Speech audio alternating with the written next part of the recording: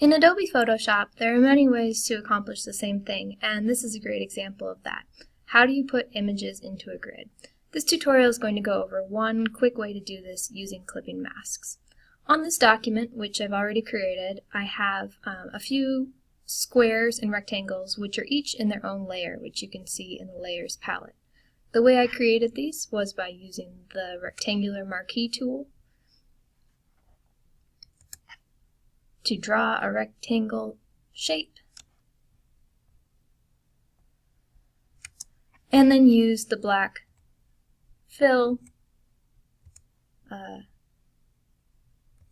on a new layer to create that shape. I don't need two of those, so I'll go ahead and delete one.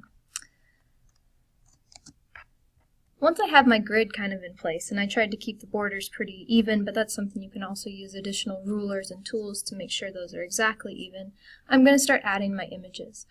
I want to have a different image in each one of these black boxes. To do that, I'm going to start by with my largest square over on the left, and that is listed as layer 1.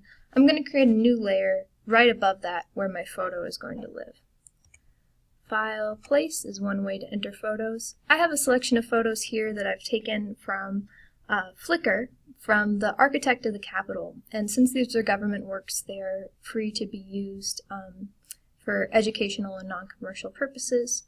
And all of these depict a project to restore the Capitol dome. So here's one image. This one is kind of a nice detail shot.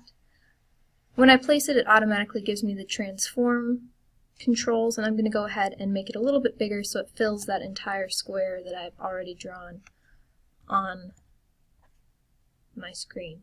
I don't need to get it perfectly lined up. In this case, I'm going to get it fairly closely lined up because I want it to be about the same size as the real image. Double click or hit enter to make the transform stick, and now I'm going to make it the clipping mask. So to do this, I'm going to right click on that layer and say create clipping mask. That gives me this little arrow pointing down at my black square, and now you can see that that image is fit perfectly within that square. Let's do it again with layer 2, which is my top image that's more of a rectangle shape. So I'm going to create a new layer for my image, File, Place. This one I'm going to use this sort of portrait picture from the Capitol outside on kind of an interesting day. Then go ahead and transform that one a little bit. And I'm going to go ahead and do the same thing.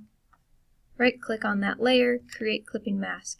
In this case, I have some black bars. I didn't get it quite placed where I wanted it to be, and that's okay. I can actually go ahead, as long as I'm still on my correct photo layer and on my move tool, I can go ahead and move that image around within that black frame to get the exact positioning that I want. In this case, I want it slightly off center, but just so you can see the Washington Monument in the background. I'm going to do that again for the inside square. I'm going to make a new layer for the new image, File, Place. I'm going to use this detail shot showing some of the molds that they're using. I'm going to go ahead and put that there, and again right click to make it create clipping mask. Now that's a little bit closer of a crop than I wanted. Will I have to redo it? Instead, I can go up while I have that layer with the image in it selected,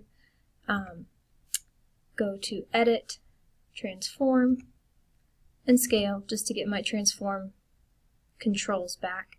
And now I'm going to hold Shift to keep it proportional, but I can actually scale that image down so that it fits my frame more the way I wanted. And I can also move it around as well.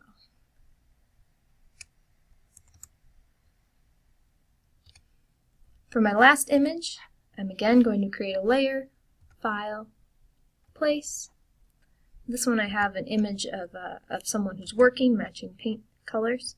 So I'm going to again move that over into the right place. Right click to make that layer a clipping mask. I'm going to go ahead again, Edit, Transform, Scale to give myself a little bit more control over how that image is appearing. This one I want a little closer than the actual crop, but still with plenty of detail. So when that's in place, that looks good.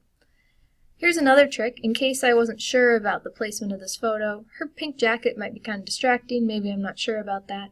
I'm going to go ahead and create another layer right on top of that one. And in this one I'm going to do the same thing of putting in another image, and I'll be able to toggle back and forth between those two. Here's another one showing some constructions from a little bit wider angle.